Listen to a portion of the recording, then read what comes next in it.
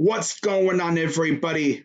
Crazy Dog back with my second Browns free agent target video of the year. And just like I said yesterday, today's free agent target is yet another AFC Northerner. And as you'd expect, he plays defense. Now, if the Browns were able to bring in this guy and add him to our defense, he would be a very solid addition. And that guy just so happens to play for one of our biggest rivals. And if you haven't guessed it by now, that guy just so happens to be Steelers cornerback Mike Hilton. Yeah, it's not who you thought, huh? But yeah, you look at Mike Hilton's background information. He legit just turned 27 years old yesterday. He's from Fayetteville, Georgia. He went to college at the University of Ole Miss. And he went to Sandy Creek High School in Georgia. And unlike Carl Lawson, Mike Hilton went undrafted. In fact, in his rookie season in 2016, he spent that season jumping around from practice squad to practice squad. He started off his pro career with the Jaguars practice squad, and then he jumped over to the Patriots practice squad after I believe he was one of the final cuts for the Jaguars. And then he ended the 2016 campaign with the Steelers. And as you know by now, he found a home with the Steelers for the next 4 seasons. So safe to say, he was pretty good for the Steelers. And you look at his stats throughout his career. I mean, 2017, played in every game, 4 starts and 2 picks. 2018, 16 games, 2 starts, 1 interception. And then 2019, 16 games, what was that? Freaking 8 starts and 1 interception. And then last season, 12 games, 6 starts, 3 interceptions. So overall, he's been pretty good. And like I said, if the Browns were able to add Mike Hilton to our secondary, that would be a very solid addition because you put him, let's say, in the slot along with Denzel Ward and Greedy outside. And then, of course, you have Delpit and Harrison at safety. Ooh, okay. That would be solid. That would be awesome. Now, you look at some other stats for Mr. Hilton. He does not have any pick sixes, which I'm sure he's been close to a couple in his career. But you look at tackles.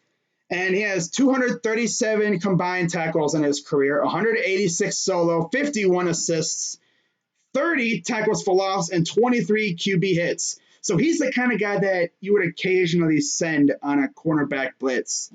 And I wouldn't be surprised if Joe Woods did that with him if we brought him into Cleveland.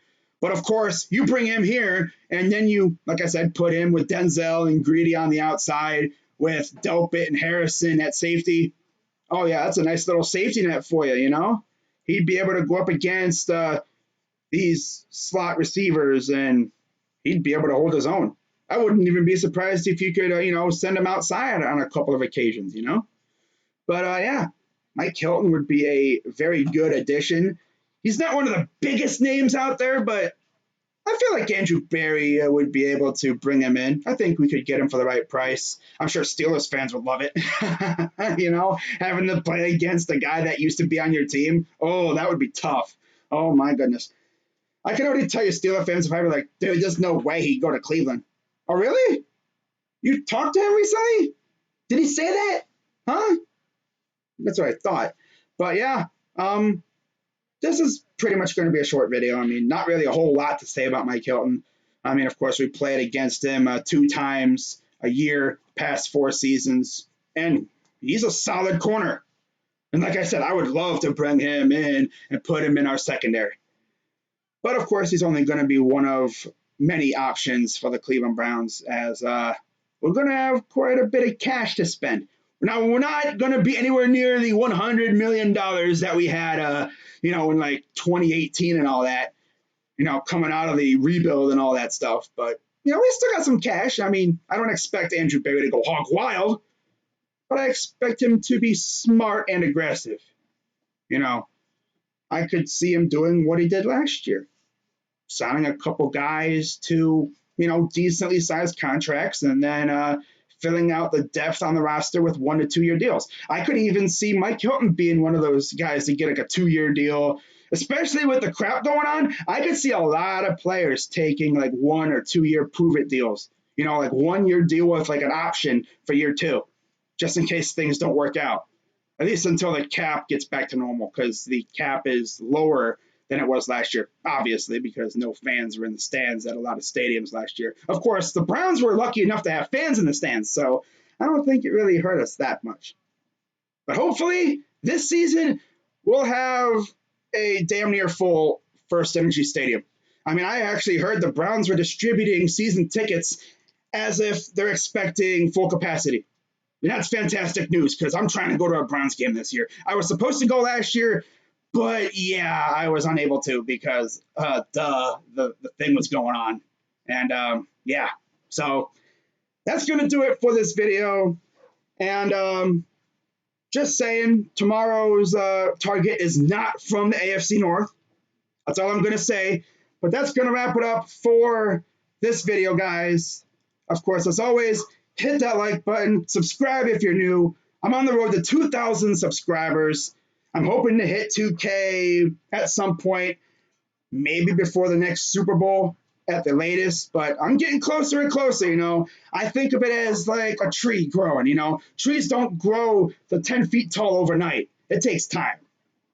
And I've been on this grind for far too long to stop now, man. We're just getting started. But that's going to wrap it up for this video, guys. Shout out to the dog pound. You already know. And I'm Crazy Dog 99. Let's go, Browns.